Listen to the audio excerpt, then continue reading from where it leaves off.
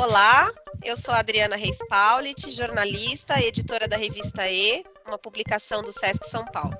Este é o Encontros, série de bate-papos com especialistas, artistas, pesquisadores e personalidades que discutem temas diversos da atualidade. Hoje, o nosso convidado é o professor de Educação Física e consultor Márcio Atala. Ele se formou na Universidade de São Paulo em 1993, fez pós-graduação na área de nutrição e já atuou na preparação física de atletas de alto rendimento, com participação em grandes competições como Olimpíadas. Márcio Atala desenvolve projetos para incentivar as pessoas a buscarem qualidade de vida através do esporte. Também atua na difusão do esporte como uma prática de bem-estar, participando de programas de rádio e de televisão. Seja muito bem-vindo, Márcio, uma grande alegria tê-lo aqui conosco, viu? Eu que agradeço o convite, uma oportunidade boa da gente falar aí da atividade física, do estilo de vida. Que bacana. A gente tem hoje conosco aqui, inclusive, muitos dos nossos colegas que atuam diretamente com a prática física esportiva nas nossas unidades. Então, realmente vai ser um encontro aí de um bate-papo muito rico para todos nós. E eu já vou começar, então, te perguntando de onde surgiu esse seu olhar, né, para a saúde, para os esportes, para esse cuidado com o corpo, para a adoção de hábitos saudáveis. Quer dizer, você já era uma criança assim ativa que tinha, né, a prática esportiva como um hábito, ou isso veio posteriormente, né, quando você decidiu fazer faculdade? Enfim, conta um pouquinho dessa trajetória para a gente. Aí tem muita da questão da criação, né? Então, desde pequeno, eu sou mineiro, Belo Horizonte, sempre criado fazendo atividade física e vendo meu pai fazer atividade física, né? Então, você tinha um exemplo ali muito, muito claro em casa do meu pai, e, ao mesmo tempo, uma vivência. Eu gostava, né? Tem coisas que a gente nasce gostando. Eu sempre gostei do movimento, sempre tive essa vivência dentro do Minas Tênis Clube. Eu tenho um tio que é uma grande referência também na área, sempre atuou lá no Minas, foi coordenador de esportes, depois foi atleta, coordenador de esportes, esportes competitivos, enfim, sempre tive esses espelhos, né? Então, o movimento, ele sempre foi importante para mim, foi importante em todos os sentidos, foi importante, inclusive, por ser uma pessoa muito tímida, como uma maneira de entrar e pertencer nos grupos, seja na escola, seja na rua, enfim, a questão da atividade física me fazia quebrar barreiras nesse aspecto social de pertencimento. Então, eu sempre curti o movimento. Obviamente, ali de adolescente, sempre com sonhos de ser atleta e tal. E aí eu entro na faculdade, lá na USP, e aí você entra, quando você entra numa faculdade, você entra com uma ideia que vai sendo transformada por todas as experiências que são vivenciadas dentro de uma universidade, por todas as oportunidades que são vivenciadas lá. Como eu sempre fui mais ligado ao esporte e competição, foi muito natural que, terminando a faculdade, o meu caminho fosse esse, né? Então, comecei a trabalhar com atletas de tênis, aí comecei a correr o circuito mundial de tênis feminino com algumas tenistas, no início brasileiras, depois estrangeiras. Acabei tendo a oportunidade de o Carlão, que foi campeão olímpico em 92, ele estava indo para a praia e, enfim, a gente acabou se encontrando, eu não o conhecia, e ele tinha alguns problemas físicos de adaptação na areia, me fizeram um convite, eu acabei indo para o mundo do vôlei de praia, que me deu a oportunidade de ir para a Olimpíada de 2000, ali com a Sheldon e com a Adriana. Nesse momento, né, até por um complemento de orçamento, você tem alguns personagens, algumas pessoas que eu escolhi para fazer um acompanhamento, até para sobreviver lá no Rio de Janeiro. E eu sempre tive muito claro que todas as pessoas que eu acompanhava como cliente, eu teria que fazer a diferença na vida deles, né? Então, não adianta, eu nunca gostei daquela coisa, você treina comigo 2 vezes por semana, eu não sei o que você faz nos outros dias, tal. Então, sempre foi uma característica minha ok, eu vou ter 3 alunos aqui. Eu vou ter a mesma dedicação que eu tenho com vocês, que eu tenho com meus atletas. Então, todo dia a gente vai se encontrar, né? Antes da gente começar, eu preciso saber como você está. E ali eu quero te entregar, igual eu faço com os atletas, a cada mês, a cada 3 meses, qual foi a sua evolução. Só que, claro, quando você está falando com a pessoa comum, os parâmetros são diferentes, né? Eu não vou mostrar para ele que ele está saltando 70 centímetros parado na areia ou que ele está fazendo...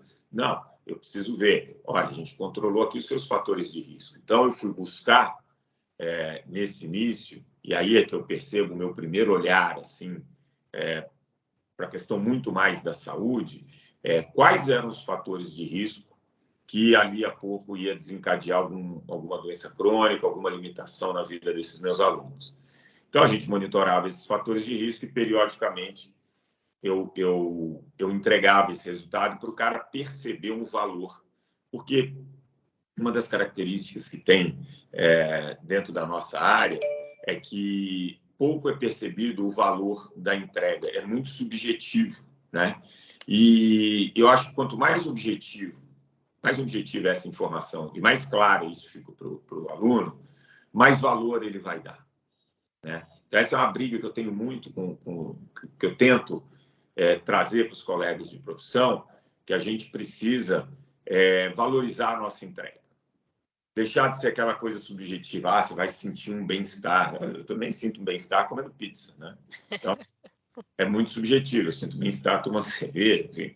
Cada um vai trazer essa sensação muito subjetivamente. Então, eu preciso... Aquilo começou a me incomodar, né? Que eu brincava que era a diferença de bem-estar e estar bem, né? Tinha uma diferença aí. E aí eu lembro que um desses meus alunos era um cardiologista, Robson, e ele me ajudou muito a montar um protocolo. E aí, mas assim, o meu objetivo ainda era muito o esporte e competição. Quando foi mais ou menos um pouco antes das Olimpíadas de 2000, que vai surgindo aquele boom de internet, site, né? Hoje a gente fala site, primitivo. Era o grande boom, eram os sites em 2000. Eu viajava muito com os atletas, então eu passava muito tempo fora do Brasil, muito tempo, cada semana num país, por causa dos torneios, eram 16 torneios fora do Brasil, mais 12 torneios no Brasil, em cidades, então você viajava muito.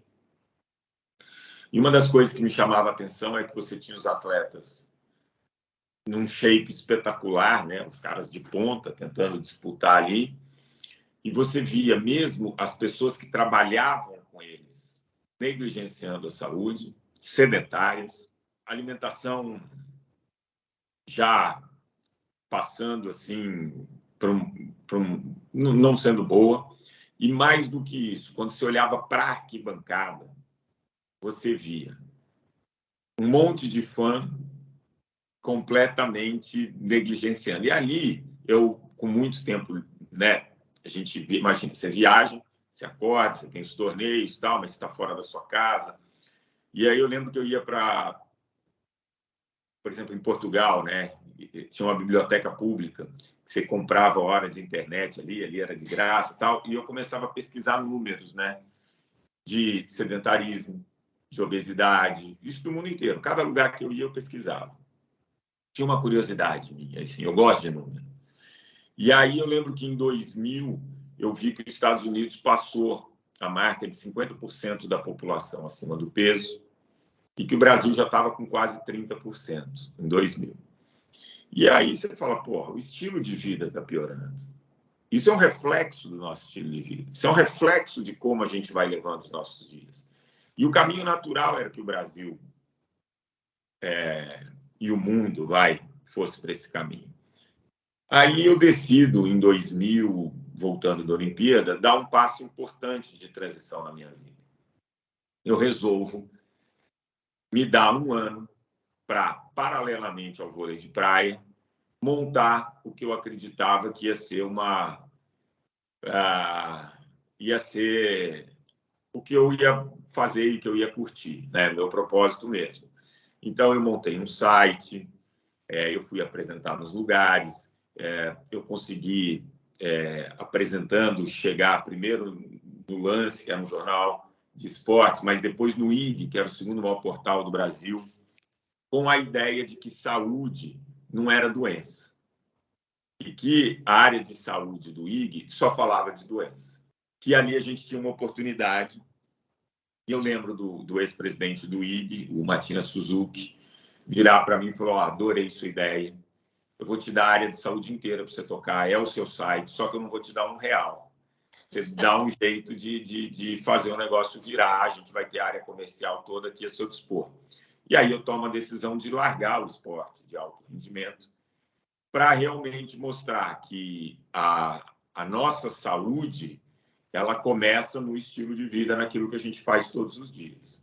E aí é um processo, né? Você vai entendendo que eu, claro, com a formação que eu tenho da atividade física, eu não vou dizer que é o mais importante, mas assim, não tem como se elencar muito essa coisa, isso é mais importante que aquilo, mas uma pessoa sedentária é uma pessoa potencialmente doente. Essa é uma frase minha, assim, que eu acredito. Porque o nosso corpo ele é totalmente desenhado para funcionar com movimento. Eu tenho muito contato, sou muito respeitado no meio dos médicos, então sou membro do ICESP, do Conselho do Câncer do Estado de São Paulo, participo do Instituto Vencer o Câncer, o pessoal da cardiologia, endocrinologia, geriatria, pediatria. Você não vai encontrar ninguém que seja contra a atividade física. Ela tem que ser adaptada. E aí o que a gente vê de 2000 para cá é uma diminuição muito grande no nível de atividade física das pessoas, né? E aí a gente vai pagando um preço físico, emocional, cognitivo. Então, hoje você tem centenas de estudos associando atividade física com menor perda de capacidade cognitiva na terceira idade. Você tem relação menor de Alzheimer para quem é fisicamente ativo. Então, você vai percebendo que a atividade física ela traz enormes ganhos. Então, a atividade física, sempre, até pela minha formação, foi o pilar que eu escolhi para entrar em veículos de comunicação e ser a espinha dorsal do que eu ia comunicar, porque eu realmente acredito no movimento. Claro que o sono é fundamental, óbvio, só que você não vai em nenhum especialista de sono que não vai recomendar atividade física para você, porque um dos sistemas que controla o nosso sono é o acúmulo de adenosina, e você vai acumular mais adenosina se você fizer mais atividade física, né? Então, e outros mecanismos. Basicamente, a atividade física vai ajudar muito nisso. Saiu um estudo agora, ontem eu estava lendo, que as pessoas que são fisicamente ativas, né, elas tendem a comer menos gordura e menos calorias, né? O porquê, se é emocional, se é alguma coisa hormonal, não sei, mas as escolhas são diferentes, inclusive na alimentação. Então, é tudo muito conectado e eu pela minha formação, saí com atividade física buscando ocupar espaços na mídia para falar de uma maneira diferente do cuidado, né? Eu lembro que em 2005 eu resolvo sair do IG para ir para o GNT, e eu lembro que quando eu apresentei o projeto lá, todo mundo achou muito louco, falou: não, isso é para Esporte TV. Eu falei: não, isso não é Esporte TV, isso é estilo de vida. Mas a gente não vai falar de diabetes? Aí eu falei: eu posso falar de diabetes, mas eu não vou ficar falando da doença, eu vou falar o seguinte: se você fizer atividade física, você controla melhor ou não tem. Se você se alimentar melhor, eu vou falar do que eu posso fazer no meu estilo de vida, ou para evitar, ou para conviver melhor. E eles aceitaram, e ali acho que foi um degrau importante que eu subi, né, na minha carreira, porque deu uma visibilidade, me deu uma experiência, e dali também você começa a estudar mais de outros aspectos do estilo de vida. E essa jornada, enfim, paralelo, eu começo a escrever em revista, em paralelo, enfim, antes disso até eu criei uma revista que era distribuída nos aviões, na antiga extinta VASP, que era uma revista de estilo de vida distribuída gratuitamente para os passageiros, entendeu? Eram espaços onde eu encontrava para colocar um conteúdo e marcar minha presença. Aí, em 2010, eu participo de um evento da OMS, no auditório, nem sei se tem esse auditório ainda, tinha um auditório no Vila Lobos, no shopping. E aí tinha um jornalista do Estadão, que acabou falecendo, nem lembro o nome, novo pra caramba.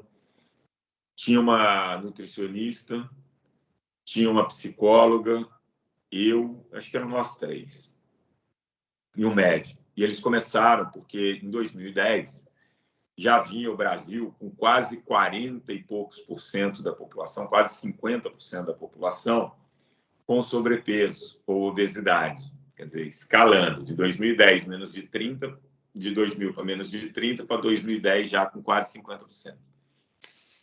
E aí, quando eles começaram a falar, os 20, 25 primeiros minutos foram basicamente falando para a população ali, para o público, da importância de emagrecer, da importância de não sei o quê, parari. E eu não falei nada.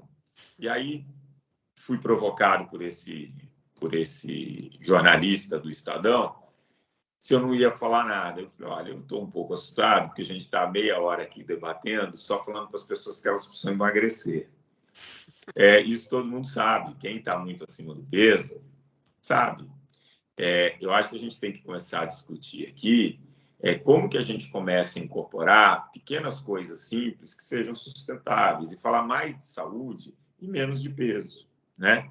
Falar mais do processo, do como eu posso ter um dia melhor, do que ficar focando num peso a qualquer preço. Porque isso eu acho que estimula um monte de manobra maluca. E eu lembro que quando eu falei isso, foi um grande alívio da plateia. Aí eu saio de lá, e eu era colunista da época, e estava no GNT. E criei ali um programa de 13 semanas, onde eu pegava pessoas com vários fatores de risco aumentados, mas a doença crônica ainda não instalada.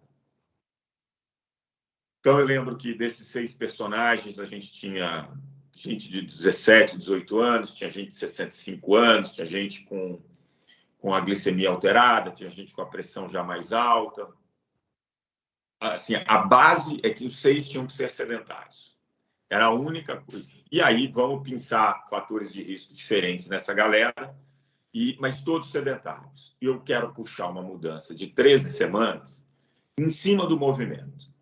E para ficar democrático, para não ficar uma coisa, é dieta, é restrição, a gente ia seguir só 4 recomendações do OMS, que era comer mais fibra, diminuir a ingestão de sal e açúcar, diminuir a ingestão de gordura e manter o corpo hidratado. Simples assim, né? E aí, a base era o movimento. Todo dia a gente queria cumprir a recomendação do OMS de pelo menos 30 minutos de movimento. Era um grande experimento para essas 6 pessoas.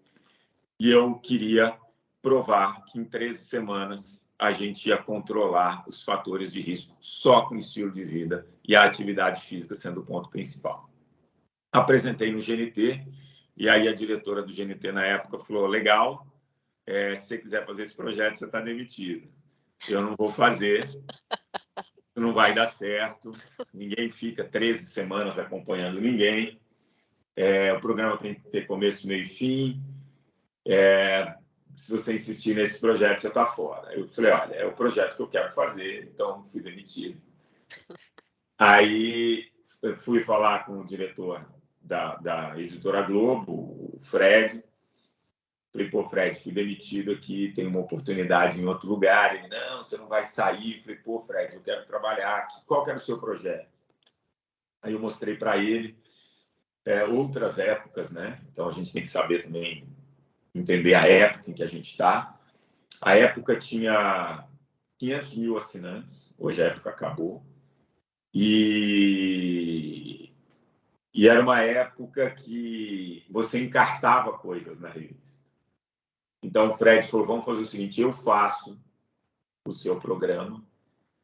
Eu falei, mas você é revista? Ele falou, cara, eu tenho 500 mil assinantes, minha audiência é muito maior que o GNT. E eu ainda vou colocar anúncio na TV aberta, e por, sei lá, custava por mais R$3 você recebia uma revista com DVD para você assistir o episódio. DVD, época de DVD, 2010. Você vê em 12 anos como muda a coisa, né? Ninguém usa o DVD. E aí eu, topei.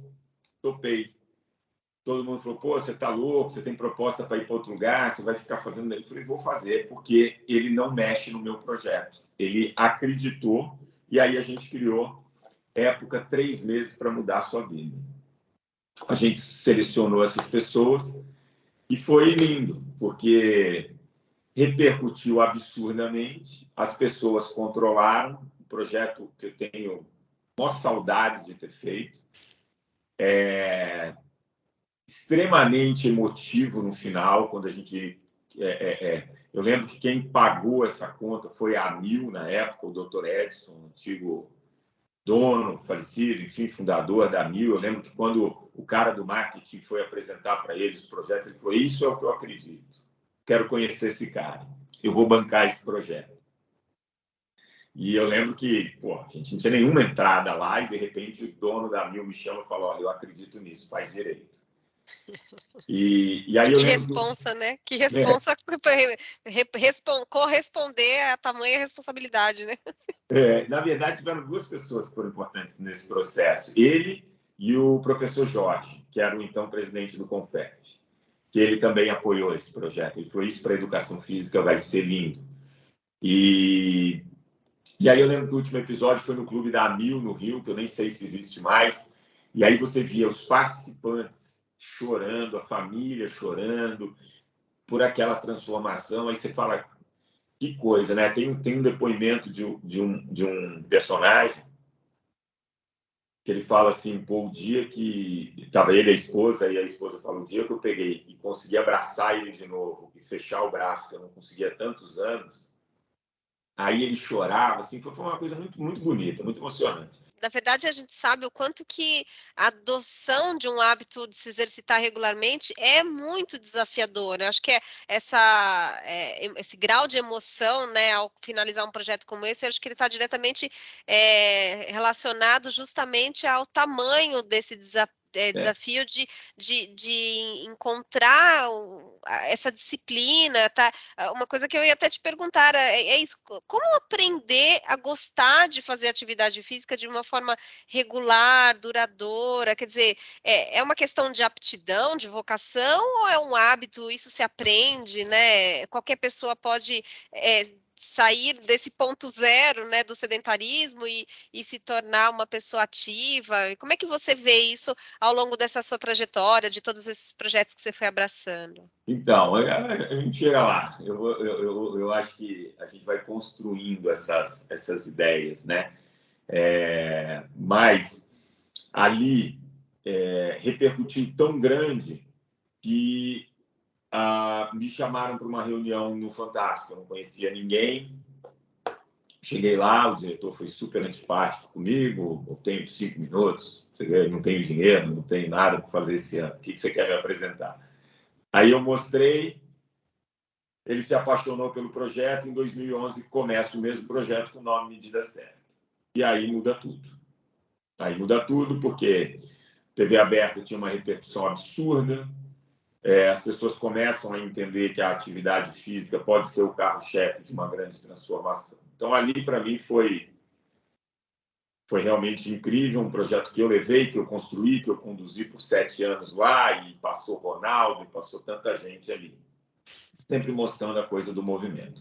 E aí vem esse desafio que você fala, né? Que é ser ativo?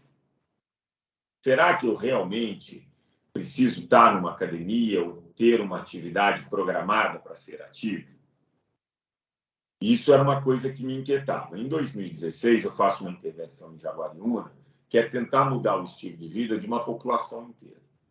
A gente publicou esse artigo na Obesity, mudando 40% da população. E aí entra uma abordagem populacional, que eu acredito muito. A questão é do movimento com regularidade. Não necessariamente uma prática esportiva. Claro que a prática esportiva vai te trazer ganhos inacreditáveis, mas tem muita gente, como você disse, que ou não tem aptidão, ou não vai ter a disciplina, ou vai ter alguma coisa, que não vai conseguir se engajar. Mas ser fisicamente ativo independe disso. Então, após essa intervenção de Jaguariúna, eu quero até, depois eu vou te passar o link pelo WhatsApp, queria que você disponibilizasse para todo mundo do SESC, um documentário que eu fiz, acho que ainda está na Globoplay, mas enfim, eu vou passar o link liberado, onde eu viajo, vou para a Coreia, vou para a Finlândia, vou para a Dinamarca, vou para os Estados Unidos, tudo para ver e construir e entender como que o movimento funcionou como política de saúde pública. E aí você encontra números que nos fazem pensar. Os Estados Unidos é o país com o maior número de academias e maior número de pessoas matriculadas em academias. Tem quase 18% da população. Só que os Estados Unidos tem mais de 70% da população sedentária, mais de 70% da população acima do peso. E quando você vai, por exemplo, na Dinamarca, Copenhague, você tem menos de 3% da população em academia, mas você tem mais de 80% da população fisicamente ativa. Por quê? Porque ela anda de bicicleta, porque ela anda a pé, porque ela tem o movimento incorporado no dia. E aí você vai vendo, por exemplo, que Seul, que é uma cidade muito grande como São Paulo, encontrou a atividade programada como um meio de promover saúde pública. E aí você tem premiação, você tem uma série de coisas. Mas, basicamente, todo mundo é apto para o movimento. Todo corpo vai reagir bem ao movimento. Agora, o nosso corpo, ele se adapta ao meio ambiente, né? Isso é Darwin, e os mais adaptados ao meio ambiente acabam sobrevivendo. O que a gente precisa entender hoje? Que o meio ambiente que a gente vive é uma tempestade perfeita. Ele joga totalmente contra ao que o meu corpo foi programado. Então, eu tenho um meio ambiente hoje que tem muita tecnologia. Eu estou fazendo esse bate-papo com vocês, sentado da minha cadeira, cada um sentado ali, com muita tecnologia. Eu podia estar em pé, não estou, podia estar num palco, não estou. O movimento ele vai se restringindo cada vez mais. O homem inventou o fogo, inventou a roda, o controle remoto, agora inventou o Teams, e a gente vai reduzindo cada vez mais o movimento. Ao mesmo tempo em que o ser humano precisou do movimento para sobreviver, e quem não fez movimento não sobreviveu, por isso que o nosso código genético ele é todo desenhado para funcionar com movimento, esse movimento sempre foi feito por necessidade. E desde o final da década de 90, essa é a primeira geração que vai ter que colocar o movimento como uma escolha consciente. Ele não é mais inerente ao nosso estilo de vida. Até o final da década de 80, um brasileiro dava 10 mil passos, mas não era por consciência. Era automático, era pelo meio ambiente em que a gente vivia, né? Então, eu brincava na rua. Os adolescentes eram fisicamente ativos porque a brincadeira era de rua. Hoje, o Brasil tem 83% dos adolescentes que não cumprem o mínimo de movimento recomendado pelo OMS, porque a brincadeira é na mão, é na ponta do dedo. Então, o meio ambiente joga contra, na parte da atividade física. O meio ambiente joga muito contra na parte da alimentação. Porque como que a gente sobreviveu? A gente encontrava alimento, vinha a mensagem do cérebro, preciso comer o máximo que eu puder, porque eu não sei quando é a próxima refeição. Hoje você não precisa fazer isso. Só que o nosso corpo é o mesmo. O nosso corpo ele é programadinho para estocar cada excesso de caloria e estocar em forma de gordura. Só que hoje a gente não precisa, porque a gente sabe que vai ter a próxima refeição. Porém, a gente tem uma oferta de alimentos gigante com um cérebro que não está programado para recusar. E eu gosto de dar muito um exemplo. Eu sou contratado da Droga Raia Drogazil há 3 anos para mudar populacionalmente o estilo de vida dos colaboradores. E eu lembro de uma vez que eu perguntei assim, quais são os 4 produtos mais vendidos na Droga Raia? Estava esperando ouvir remédio de pressão, né? Uhum. Vamos lá. Número 1, paçoquita. Número 2, Mentos. Número 3, chocolate. Número 4, chiclete, Valdo. Não eram medicamentos. É o que está disponível. Você vê como é o ser humano, né? Então, ele nem está com fome. Eu tenho certeza que ele não está com fome quando ele passou ali. Mas ele está na fila, ele pega. Eu nunca fiz essa pergunta para um supermercado, mas eu devo acreditar que os produtos mais consumidos são aqueles que estão ali perto do caixa, antes, entendeu? O cara não tem. Então, a gente não está preparado para recusar o alimento e você tem esse alimento em excesso. Um terceiro ponto que o meio ambiente joga contra hoje é em relação ao sono. Você tem dois mecanismos que regulam o nosso sono, o ciclo circadiano e esse sistema adenosina, e cada vez mais as pessoas são expostas à luminosidade e informação, inibindo o fluxo normal do ciclo circadiano, inibindo a produção de uma série de substâncias que te induzem a um sono mais profundo. Então, no Brasil, nos últimos 30 anos, as pessoas estão dormindo 1h40 menos. O último estudo realizado pela Associação Brasileira, a ABICOL, né, Associação Brasileira do Colchão, lá, diz que 66% das pessoas relatam dificuldades com sono ou não estão satisfeitas com o sono. Se você não dorme bem, você não vai ter a disposição no dia seguinte, vai ser uma pessoa mais irritada, enfim. Então, o meio ambiente também tem jogado contra a gente em relação ao sono. E o quarto pilar, que a gente fala muito de tratamento das emoções, estresse, espiritualidade, cada um chama de um jeito. O fato é que hoje uma criança de 12 anos tem mais informação do que um senhor que viveu 88 anos até o final da década de 90. Né? É muita informação, é excesso de informação. Você abre a home de um portal, são 270 chamadas no mínimo, você lê e dali uma hora você não conseguiu nem absorver, você nem lembra o que você leu. Né? E assim é o dia inteiro, e isso vai te bombardeando, vai te trazendo ansiedade, te traz angústia, né? Isso vai te trazendo uma série de sensações muito ruins para o nosso lado emocional. Então, respondendo a sua pergunta, como a gente faz, nesse documentário eu entrevisto uma moça chamada Wendy Suzuki. A Wendy Suzuki, ela é chefe da neurociência da Universidade de Nova York. E a partir daí eu fui estudar e fazer cursos de neurociência, mas eu fico com ela, que ela sabe muito mais do que jamais um dia eu vou saber. E ela fala o seguinte: para você criar um hábito, você precisa da repetição. Ninguém cria um hábito sem repetição. E para você repetir, tem que ser fácil. Para você repetir, tem que ser fácil. Então, ela fala, demora cerca de 3 meses para a gente criar uma conexão no hipocampo e a gente passar a executar a tarefa, não com prazer, com felicidade, mas sem ter que decidir se vai fazer ou não. Aí eu pergunto a ela, como assim? Ela falou, você faz exercício todo dia? Eu falei, faço. Você está sempre feliz fazendo? Eu falei, não, às vezes eu chego quase dormindo na academia. Ela falou, então, mas você faz. Você não pensa para decidir, hoje eu vou, hoje eu não vou. Porque isso já é uma conexão que você tem. E seu corpo entra num ciclo. Então, ela diz que o grande desafio são os 3 primeiros meses. Nesses 3 primeiros meses, não parta para nenhuma dieta radical. Não queira sair correndo 10 quilômetros todo dia. Porque a experiência que você vai trazer para o seu corpo, além de ser ruim, o seu corpo vai lutar contra, porque você saiu muito do padrão que ele está acostumado. E aí eu gostei muito disso.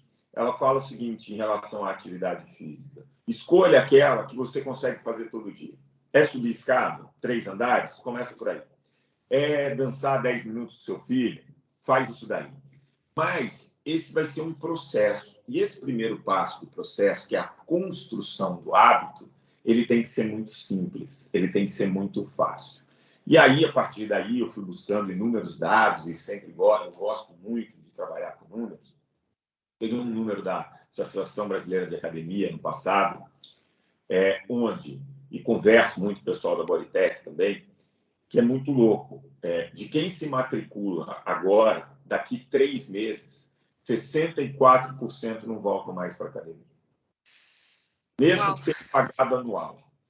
E o mais dramático que o pessoal da Bodytech falou, em 1 ano eu tenho que refazer praticamente minha base inteira, porque só 3,7% rematriculam.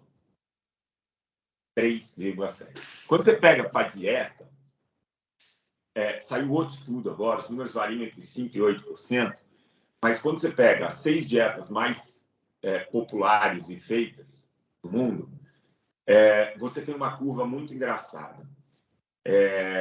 Nos 3 primeiros meses, você tem um sucesso de mais de 50%, quase 60%. Do 3º ao 6º mês, isso cai para menos de 40%. Um ano depois, entre 5% e 8% estão com peso igual ou menor do que o inicial. Porque são mudanças muito grandes e que não se sustentam. E aí vem uma pergunta. Onde começa a doença? A doença ela começa na hora que aumentou o fator de risco? Não.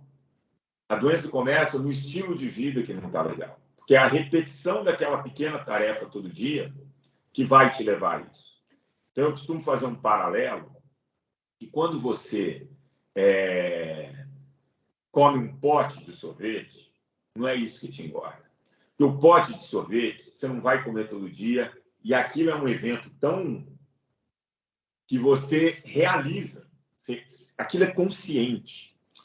Agora, aquilo que você faz todo dia e que passa despercebido, aí é que você tem que tomar cuidado. É a mesma coisa da atividade física. O cara foi lá, correu 1 hora na esteira. Aquilo ele realizou, né?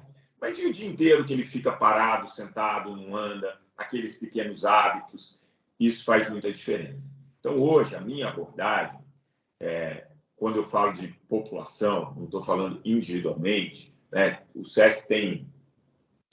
Eu tenho muitos amigos que se formaram comigo, que trabalham aí.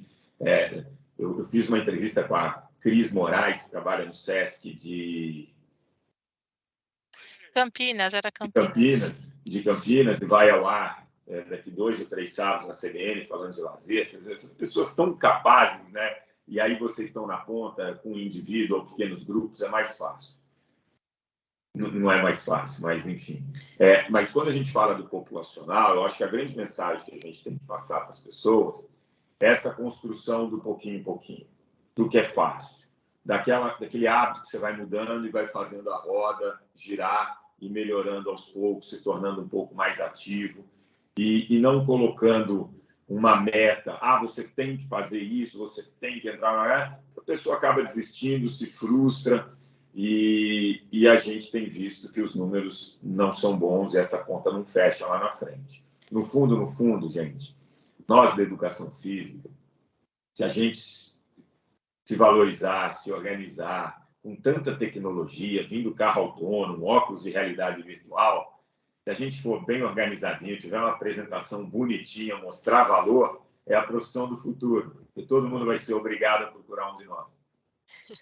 E nesse sentido, Márcio, você acha que essas campanhas, efemérides, essas datas celebrativas, Dia Mundial Sem Elevador, Dia do Desafio, Dia Mundial da Saúde, enfim, elas podem contribuir para essa conscientização desse público sobre essa mensagem, sobre a importância do movimento? Eu acho que as datas comemorativas, elas são importantes, né? Estava discutindo isso hoje. Hoje eu tive um evento na Droga Brasil, a gente discutindo esse calendário cheio de datas, né? Mês tal, mês tal.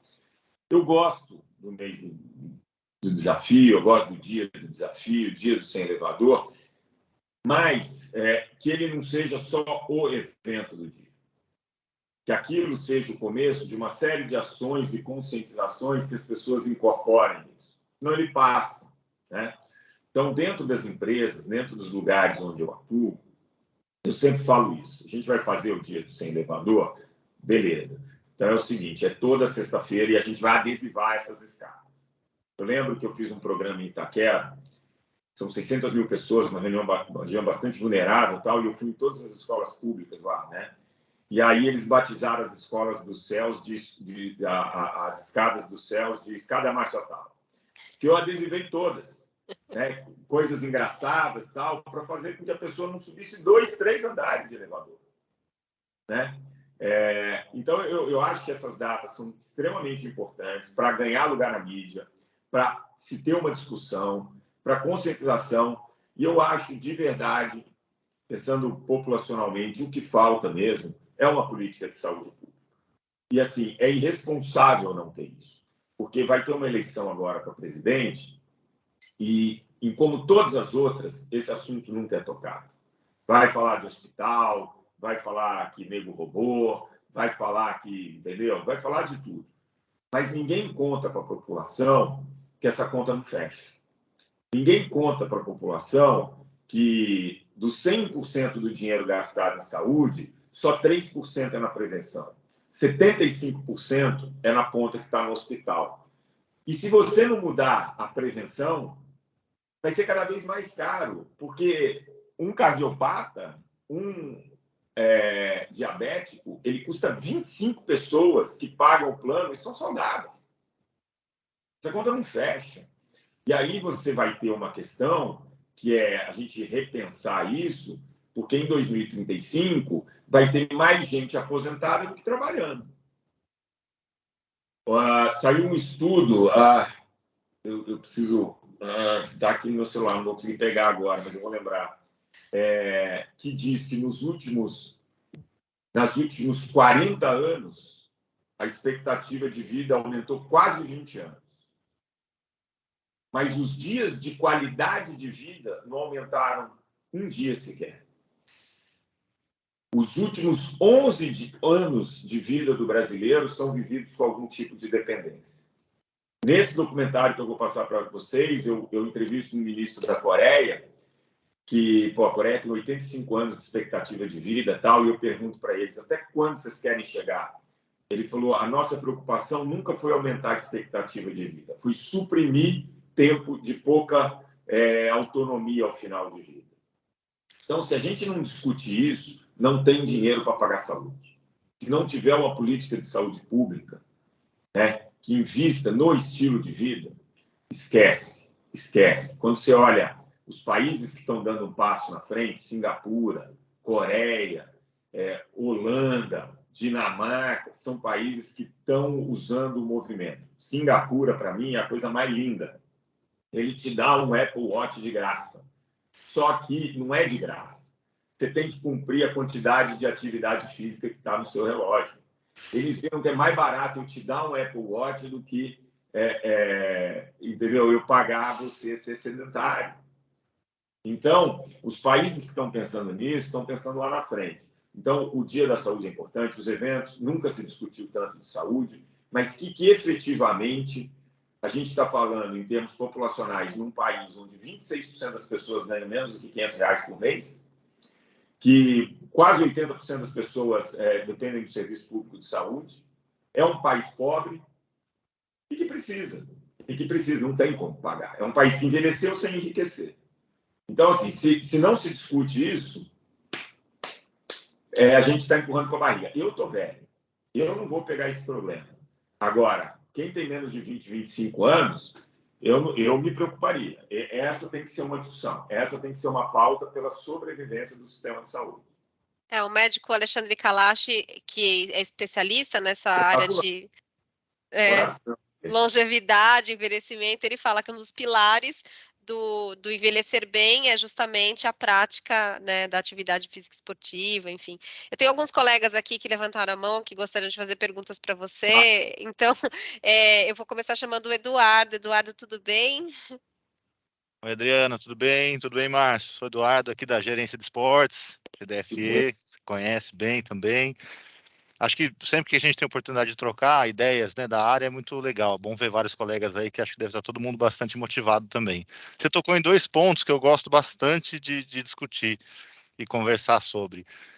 Um pouco essa questão da atividade física e a relação dela com a saúde, que traz para a gente um paradigma que a gente já explorou algumas vezes, né? Que é essa responsabilização, às vezes, do sujeito, né? Assim, sua saúde está ruim, você tem que fazer, e o quanto que isso é um mecanismo que afasta as pessoas, né? Às vezes o discurso ele leva uma característica da preocupação, mas uma responsabilização excessiva. E aí, no seu discurso, hoje você também traz a questão do meio ambiente e do quanto que isso também é preponderante nas escolhas que a gente faz, né? Isso me leva para um lugar que é um pouco de reflexões que a gente também faz aqui às vezes, assim, numa experiência que você fez em Jaguariúna, né? Assim, a cidade ela pode ser pensada de forma também a adaptar o seu meio ambiente, ou disponibilizar mais oportunidades de acesso, ou ter um parque que seja gostoso e possível caminhar, que eu consiga incluir, né? Acho que o prazer para a gente, sempre que a gente fala de esporte e atividade física no SESC, ele tem uma máxima, né? Faça algo que te dê prazer, que você goste de fazer, que fica mais fácil de incorporar no seu dia a dia. Então, não sei se você tem experiências nessa linha, se Jaguariúna tem algum case disso, mas assim, o quanto que a gente consegue também modular, a partir da política pública, o espaço ou o meio ambiente para convidar as pessoas à prática também, né? Para ter um pouco dessas duas responsabilidades. Muito legal, Eduardo. Jaguariúna foi escolhido por mim, inclusive, porque tinha 12 parques bem distribuídos das regiões mais vulneráveis e privilegiadas. Então, eu falei, pô, essa é uma cidade que, modelo, facilitou o meu trabalho, muito. E aí você tocou num ponto, eu tenho um tripé quando eu faço uma intervenção. Informação, então, oficinas, informação. Segundo tripé, o segundo perna desse tripé é o meio ambiente. Você tem que modificar situações de meio ambiente que estimulem as pessoas a mudarem comportamento. Então, por exemplo, em Jaguariúna, todo restaurante, eu fui lá, conversei com o cara e eu fazia uma filipetazinha com a escolha do atalho. Então, é uma mudança, né? Tinha o prato do atalho, era um prato menor que os outros pratos. A gente fechou alguns quarteirões, obrigando as pessoas a caminhar mais. A gente ligou o BS a parque com bicicleta gratuita. Então, você tenta mudar o meio ambiente. A gente foi nas empresas e fez modificações. Eu lembro na Flextronics, a gente foi nas 8 maiores empresas de Jaguariúna, promovendo essas mudanças de meio ambiente. Porque o meio ambiente ele te induz inconscientemente a mudar seu estilo de vida. Então, esse é a segunda perna do tripé. E a terceira perna, o ser humano ele ama uma recompensa, né? Então, a premiação, ela fazia parte, e eu lembro que eu sempre gostei muito do modelo de CU, que é um modelo muito em cima da premiação, você fez, você não paga, você tem benefícios e tal. Então, quando eu faço uma intervenção populacional, eu procuro dar informação, mudar o meio ambiente e, de alguma maneira, premiar. E eu queria dar um exemplo do que eu vivi hoje, né? Só para a gente refletir. A Droga Raia Drogazil tem 50 mil colaboradores e eles estavam comprando uma startup que faz ginástica laboral pelo celular. Então, eu estava num centro de distribuição de 1.000 pessoas e aí eles falaram, olha, cada um vai baixar o aplicativo no celular, a nossa ideia é essa. Aí ele se filma fazendo o movimento que ele faz no trabalho e aí vem um avatarzinho que vai dar os exercícios de laboral para ele. Sabe qual a chance disso funcionar, Eduardo? Na minha visão, é zero. É zero. Aí você falou de mudança de meio ambiente e tal. Eu falei, por que a gente não escolhe aqui 8, 10, 12 embaixadores que já são do grupo, que são pessoas que são queridas, que todo mundo conhece? A gente capacita essa pessoa, a gente faz um break de 15 minutos legal, divertido, com música, que estimule. A gente crie junto, ouça deles. Eu tenho certeza que isso vai custar muito menos. Eles vão se sentir proprietários porque eles participaram dessa cocriação e vai ser muito mais prazeroso. E sendo prazeroso e estando no ambiente, isso vai acontecer. Agora, depender do cara pegar um celular e fazer, eu não acredito. Então, eu concordo muito com isso que você falou e acho que esse é um grande desafio. A gente tem também o Fernando Fialho aqui com a mão levantada. Gostaria de fazer uma pergunta, Fê? Eu queria dar 2 colaborações, Márcio. Você falou do meio ambiente. Em 92, eu participei de atividades do SESC, porque eu era da área de esportes, eu migrei para a área de comunicação só agora no novo milênio. E o que a gente falava naquela época era exatamente o que você comentou. O meio ambiente colabora para você ficar parado. Era uma época que as televisões tinham seletor e passaram a ter o controle remoto. Então, isso era uma coisa muito interessante, porque as pessoas ficavam sentadas e trocando os canais, né? Não se levantavam mais para fazer isso. A outra coisa é que a gente recomendava exatamente utilizar as escadas ao invés do elevador, começando com 1 andar, 2 andares, enfim, né? Ou descendo. Mas eu queria perguntar para você o papel da escola, da educação física escolar, onde a gente está errando que não está fazendo as pessoas aderirem. Olha, eu vou te falar que a gente podia fazer um dia só de educação física escolar, porque não é a minha área. Eu fico muito incomodado com o que eu ouço dos meus sobrinhos, com o que eu ouço do meu primo, da escola onde eu estudei, porque está errado, né? Eu respeito, e provavelmente vários aqui podem ter uma opinião bem diferente da minha. Então, querer levar a educação física para dentro da sala de aula, para dar teoria, que nem o meu sobrinho teve que fazer um trabalho sobre esquina neve. E, pô, sério, você tem 2 aulas na semana e uma delas foi para falar de esquina neve? Né? Qual é essa realidade nossa?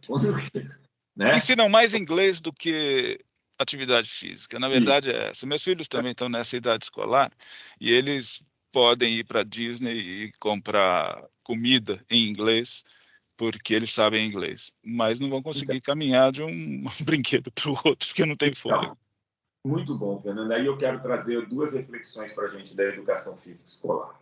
Primeira delas, você falou assim, hoje as pessoas, a escola, ela dá mais valor em aumentar uma aula de matemática, uma aula de inglês e tirar o espaço de atividade física da criança. Então eu gosto de um programa chamado Hora Zero. Dá um Google aí, vai ver, coisa linda. E tem um livro que chama Corpo Ativo, Mente Desperta, que é o do neurocientista de Harvard, que ele descreve esse Hora Zero, que foi criado em 2003 em Illinois, em Chicago. Qual que era a ideia desse cara? Eu quero que as crianças corram 1 milha, 1.609 metros, antes de começar a aula. E eu vou medir nessas escolas, todo dia, e eu vou medir nessas escolas o desempenho escolar e vou comparar com o resto das escolas americanas. O resultado é uma goleada absurda, absurda. Tanto que isso se expandiu e hoje o Hora Zero, ele é um programa muito legal de 15, 20 minutos que tem mais de 4.000 escolas americanas, onde os próprios pais incentivam com diversas modalidades e professores de educação física uma dinâmica, porque a gente sabe que é fundamental para a criança o movimento, inclusive na aprendizagem. Então, esse é um outro tema que tem que ser muito levado. As escolas no Brasil, você vai pegar o último número que eu vi, é que mais de 60% das escolas do Brasil não têm um espaço adequado para a atividade física. Né? Então, começa daí. Se eu tenho 83% dos adolescentes sedentários e eu tenho mais de 90% dos adolescentes matriculados em escola, eu não tenho dúvida nenhuma que a saúde e a educação têm que andar junto e a educação física escolar tem que ser muito discutida. Porque o que vai acontecer, Fernando? Você falou uma coisa muito interessante. Meu filho vai saber se comunicar muito bem na Disney, ele vai saber comprar um alimento, mas se ele tiver que correr de um brinquedo ao outro, ele não sabe correr. Ele não sabe correr. Aí esse cara vai chegar com 20, 25 anos, vai em um médico, o médico vai falar, você precisa fazer atividade física. Aí ele vai correr, ele não sabe correr, ele não aprendeu a correr. Né? Então, eu acho que a educação física escolar, o movimento, e aí tem uma questão do conceito, que a atividade física sempre foi ligada a uma coisa menos nobre, de ociosidade, que o importante era produzir, estudar e que aquilo era, né, vaidade. Então, precisa começar a discutir isso, e é na escola que é mais fácil criar o hábito. Né? Então, eu sou muito a favor, em Jaguariúna, o Pilar, a gente também publicou na Frontier um trabalho só do que a gente fez nas escolas em Jaguariúna. A gente foi em todas as escolas de Jaguariúna para fazer 5 passos de uma escola ativa, que era 5 minutos aqui, que era chamado em pé, entendeu? A gente criou dinâmicas ali, porque eu acredito que, se não vier da base, estamos perdidos. Márcia, a gente está caminhando já para o encerramento, né, para o horário que a gente tinha combinado. Tem alguns colegas ainda que gostariam de fazer, né, algumas manifestações. Pode fazer. Que legal. Então, eu vou ler uma mensagem que está aqui no chat, que eu achei super interessante, da Kátia, nossa colega, que diz: Márcio, tudo bem? Estamos em uma discussão muito intensa neste momento na instituição sobre a gordofobia e temos muitas dificuldades em desmistificar a ideia de que somente corpos magros são saudáveis. Quais dicas você poderia nos dar para trabalharmos com os nossos alunos sobre este tema? Difícil, hein? Esse é um tema difícil. Eu escrevi uma coluna para o Globo, eu escrevo semanalmente lá e não queriam publicar, e aí acabaram publicando, porque é um assunto muito delicado. qualquer tipo de preconceito é ruim, né? Você discriminar uma pessoa porque ela está acima do peso não é bom.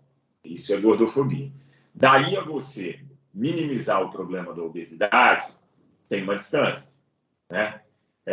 Por que todos os países medem a questão da obesidade? Porque ela está relacionada ao aumento de doenças crônicas, é uma inflamação contínua e crônica, você aumenta a mortalidade, você aumenta o custo de saúde. E aí, acho que foi o Eduardo que falou, né, desse discurso muito imperativo, a culpa é sua, tal, você tem que mudar. Isso é muito ruim. Isso joga uma responsabilidade excessiva naquela pessoa que está acima do peso, que sabe que está acima do peso, que precisa mudar e não está encontrando essas ferramentas necessárias. Mas a gordofobia é ruim, mas ela não pode virar uma glamourização da obesidade, né? Você tem abaixo disso o estilo de vida. O estilo de vida ele é fundamental. Quando a gente fala de uma pessoa obesa, ela não precisa ser necessariamente magra para ela ir se tornando saudável. Mas se ela perde, por exemplo, 5% do peso, que é uma coisa muito viável, ela já passa a ser uma pessoa obesa num processo de emagrecimento e com ganhos muito claros de saúde, né? Então, é um assunto delicado, mas a gente precisa tomar muito cuidado, usando a expressão atual, para não ficar passando pano, porque isso vai ser um problema que todo mundo vai ter que pagar na frente. Gordofobia é totalmente errado, mas a gente tem que tratar como política de saúde pública essa questão do estilo de vida que tem levado 26% dos brasileiros a serem obesos, 1 a cada 4. Em 1989, o Brasil tinha 13,9% só de pessoas acima do peso. Hoje a gente tem o dobro disso de obesos, 61% acima do peso. Isso é reflexo do estilo de vida. Tem que ter uma política de saúde pública. O Leonardo, nosso colega aqui, também gostaria de fazer uma pergunta, levantou a mão. Dá tempo, Márcio? Rapidinho? Dá. Claro. Tudo bem, Márcio? Também sou aqui da Gerência de Esporte, a gente se conheceu na gravação do vídeo aí no seu escritório. Bom, e naquele vídeo, além de hoje, né, você trouxe vários insights bem legais sobre a importância da atividade física sempre, né, aquela sua frase do movimento sempre, e que no SESC era um vídeo de fechamento do relatório de todas as atividades do SESC da Semana Move, e aí você comentava sobre a atividade física segura, já que o SESC tinha uma rede de profissionais que poderiam te atender de uma maneira bem bacana. E nesse momento pandêmico, a gente teve muita gente que parou de fazer atividade física e também tem um grupo razoavelmente grande também que passou a fazer atividade física talvez de um outro jeito, achou um jeito de fazer atividade física. E aí veio as ondas dos apps, você comentou um pouco aqui, a gente falou no dia também, atividades ministradas por YouTube e por Instagram. E eu queria perguntar para você, saber a sua opinião sobre se isso, a médio e longo prazo, essa atividade física que por hora pode estar sendo feita de maneira não acompanhada, pode ser uma questão. Já que a gente lá nos anos 90, 2000, a gente tinha um refúgio, né, de uma onda muito grande de pessoas que faziam atividade física por conta em casa, enfim, as fitas, né, as videotapes, né? E se a gente pode ter alguma questão e talvez mais para frente a gente tenha que retomar essa discussão. Claro que a atividade física é super importante, né? Acho que não colocando como mais uma maneira de inviabilizar, mas sim para a gente raciocinar e refletir, já que a gente é tudo do esporte, da atividade física aqui, né? Ô, Léo, eu gosto de ler muito de saúde. Durante a pandemia, teve uma empresa nos Estados Unidos chamada Peloton. Meu irmão mora lá, falou, maravilhoso. Vendiam bicicleta, $2.000, você conectava, todo mundo em casa, todo mundo saindo das academias, as ações da Peloton lá em cima. O que a gente ouve? A empresa está quase quebrada agora. E o que você ouve do mercado de academias lá nos Estados Unidos? Um boom, todo mundo voltando. Eu acho que a atividade física ela tem um componente social que ela é imbatível. Ela é imbatível.